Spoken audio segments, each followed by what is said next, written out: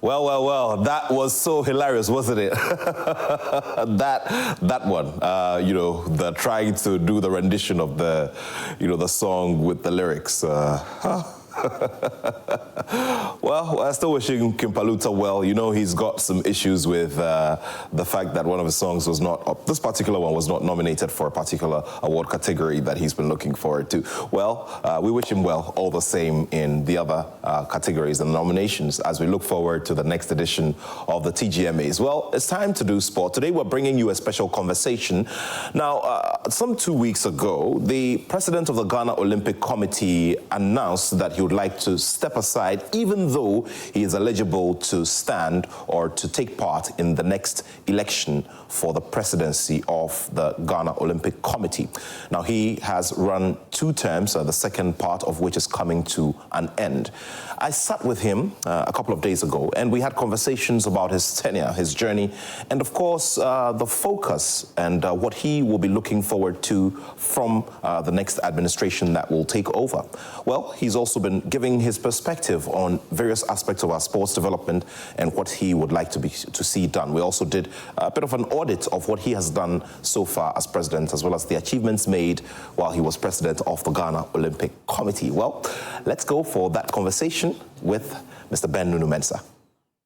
Who has been in the helm for some 2 terms now is Mr. Ben Nunoo-Mensah, an accomplished businessman and one who has had a very long run in the sporting industry, starting from the building block of Accra Hearts Vogue, which is their junior side, Auroras, going through the Ghana Cricket Federation as its vice chairman, and also going on to the Ghana Weightlifting Federation, where together with his executives made major achievements. And based on that ticket and based on that achievement, went all the way to contest for the leadership of the Ghana Olympic Committee. He was successful. He did a first run, had all sorts of twists and turns, beautiful days, not so beautiful days, and then eventually was given the nod once again by the Electoral College of the National Olympic Committee to go ahead and serve for yet another term.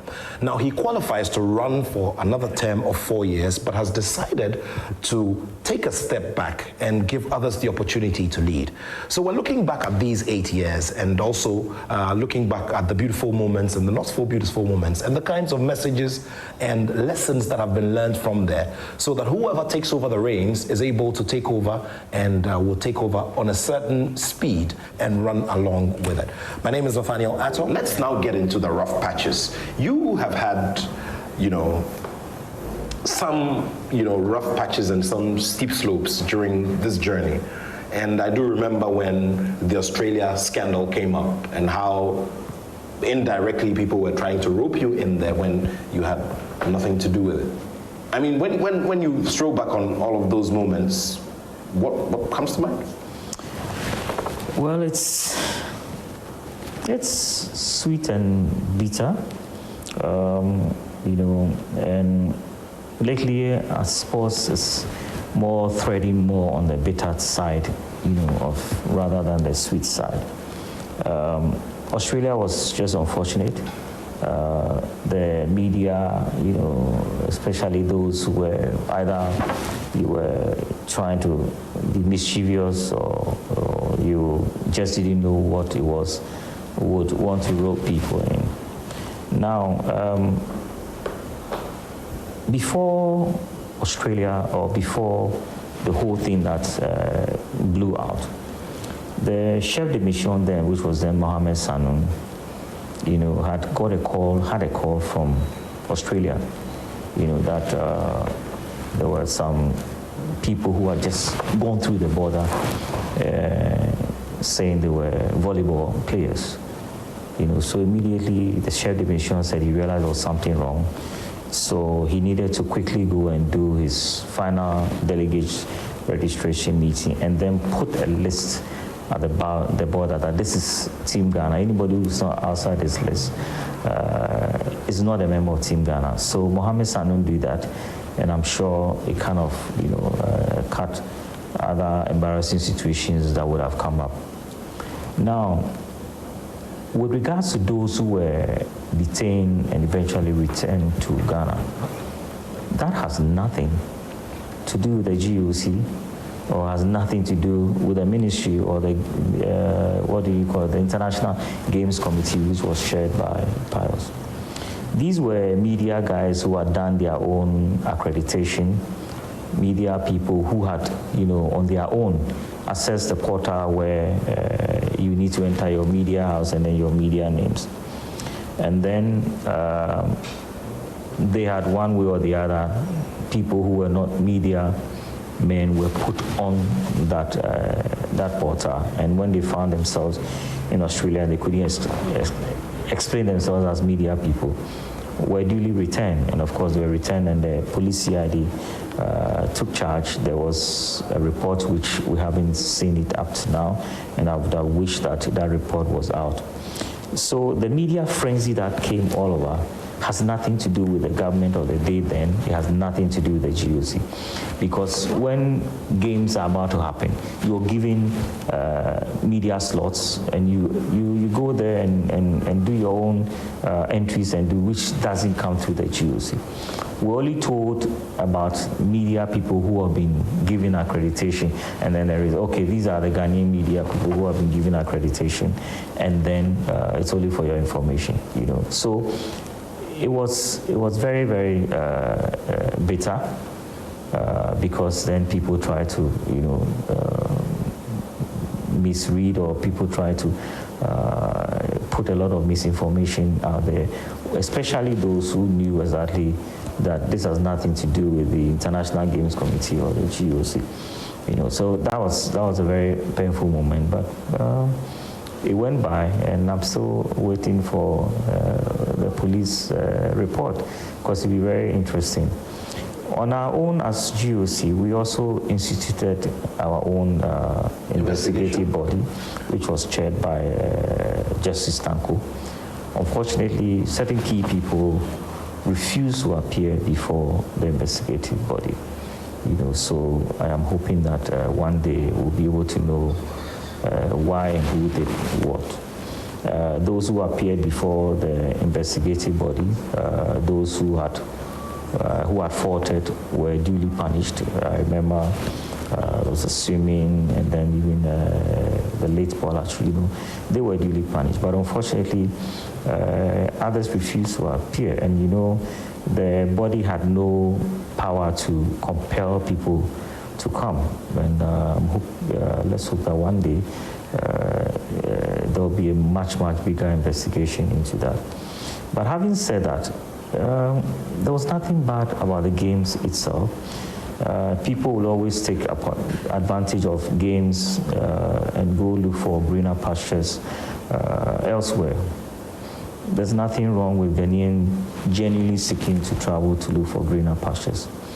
But where people want to use it as a business venture, or where people who fault are caught and they don't own up to their responsibility, that is where it became a bit worrying, But beyond that, whatever happened has nothing to do with the Olympic Committee or the GOC.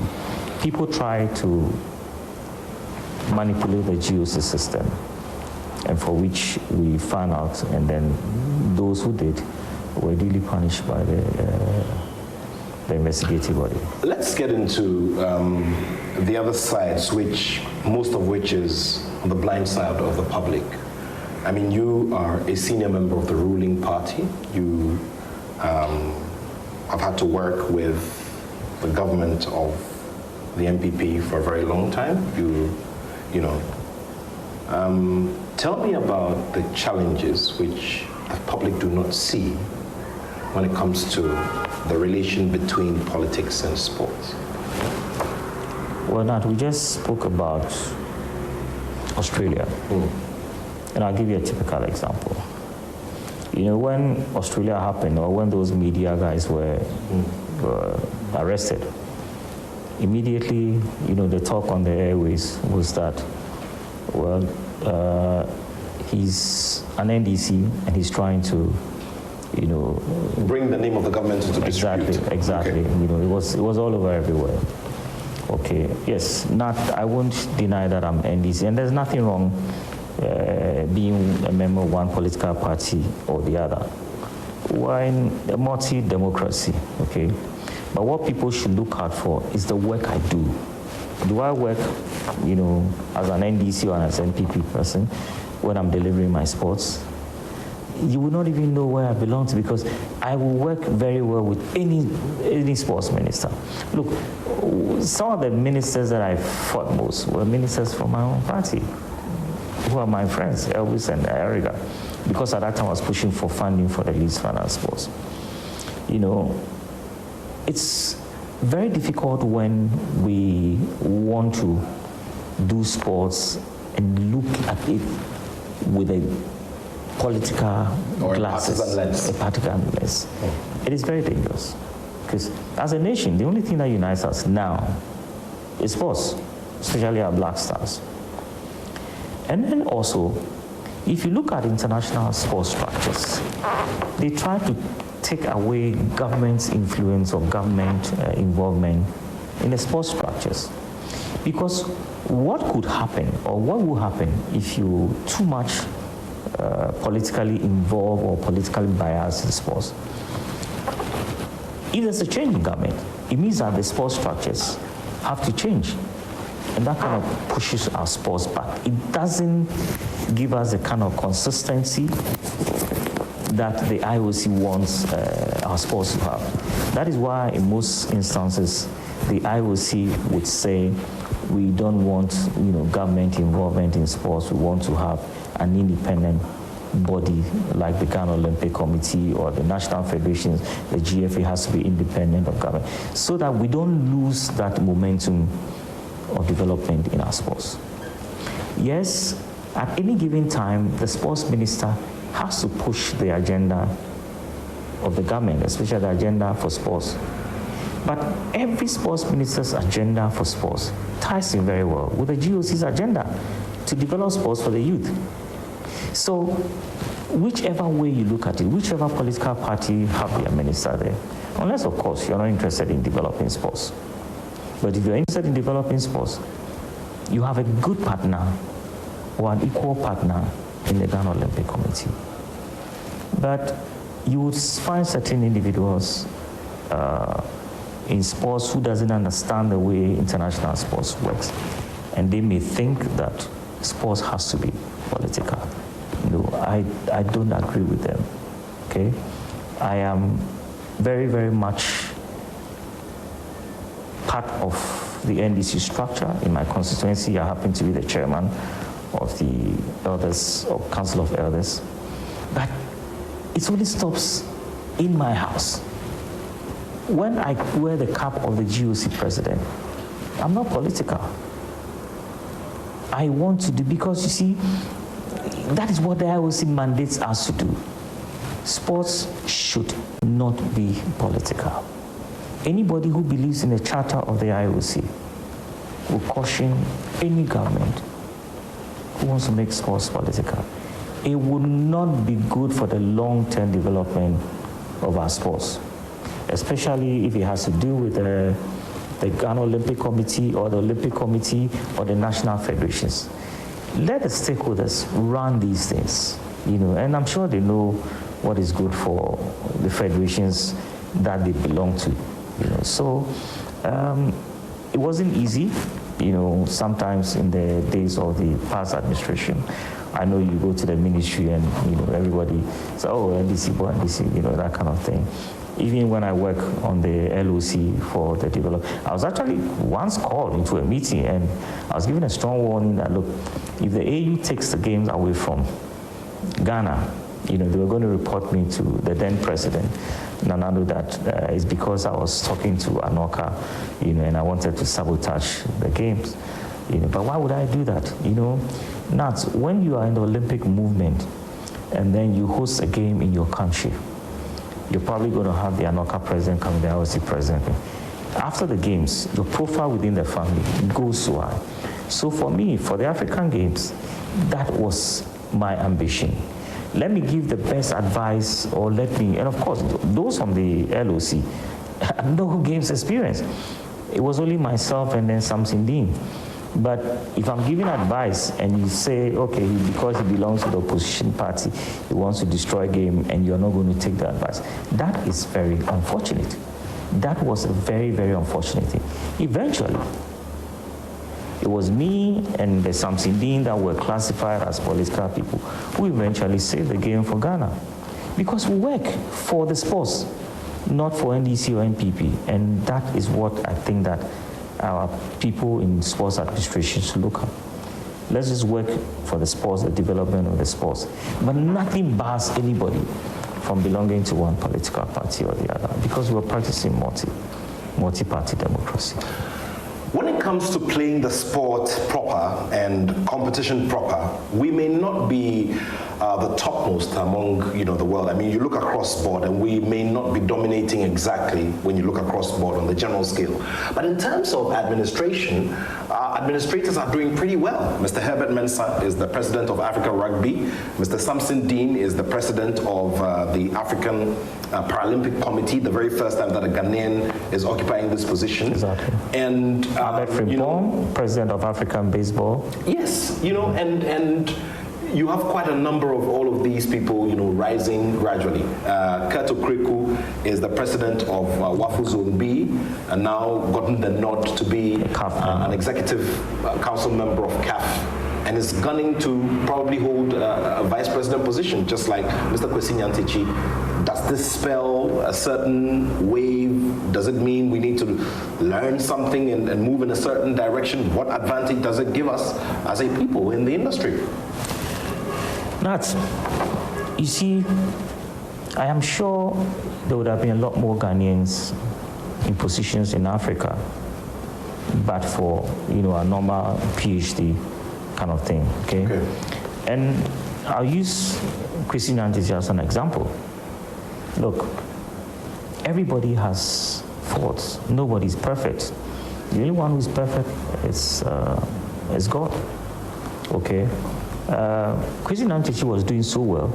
I'm sure if we hadn't come in with, what happened, Kwesi Nyantakyi will be the FIFA president as we speak now, if not the CAF president. Okay. Rising to this position takes a lot of years to build that network that will get you there. Okay. But as a nation, we're too quick to pull people down when we see them rising. That is not good. People need to be at the helm of a certain, or at the helm for a certain number of years, for them to be able to build that confidence in the other African countries that they will genuinely say, look, we think that this Ghanaian is good enough to get it. I just hope that when people look at Kurt, they don't look at somebody who is FA president, that I want to be FA president, so I'm going to pull him down. But they should look at him as a Ghanaian who is climbing up on the CAF ladder. Because you see, being on these international federations benefits us as a country. You can imagine the volume of resources that these persons can pull, or the number of conferences, or the number of tournaments that they can pull to Ghana, or even the number of Ghanaian media, technical people that they can bring up. It would definitely benefit us as a country. But if we start seeing people's rise as the rise of Kurt Okreku, the rise of Nyantakyi, the rise of Nunoo-Mensah, then we're getting it all wrong. Look at it as the rise of a Ghanaian who eventually is going to be there and will benefit we as a people. Okay. In the years when we were growing up, we had people like Alex Kwesi-Nsaki, Kofi Annan, Ghanaians in the United Nations. Of course, the late Eskin was also there. It was Nkrumah's policy to push Ghanaians up the ladder in any international organization. But what is happening now is that we are losing the Ghanaian love for fellow Ghanaians who are climbing up. And we rather want to resort to bringing them down. It doesn't help us as a nation. I mean, I just hope that and pray that Kurt will get to the highest level, in CAF or wherever his ability can get him. and eventually it would benefit us as Ghanaians. I'm also praying that a few Ghanaians who are National Federation president, who are on the African bodies or maybe executive members like myself, Mr. Otu, there's so many. These people can easily, for instance, Otu can easily become the president of African Taekwondo. Why shouldn't we as a people, as a nation, support such a move? But most of the time, we want to cut people when they are growing up, and that is not good for us as a country. You put out a release. The reason we're having this conversation, you mentioned that you had done a lot of stock taking. You had, look back at your journey and the kinds of achievements you had made, and you thought it was a good time to step back.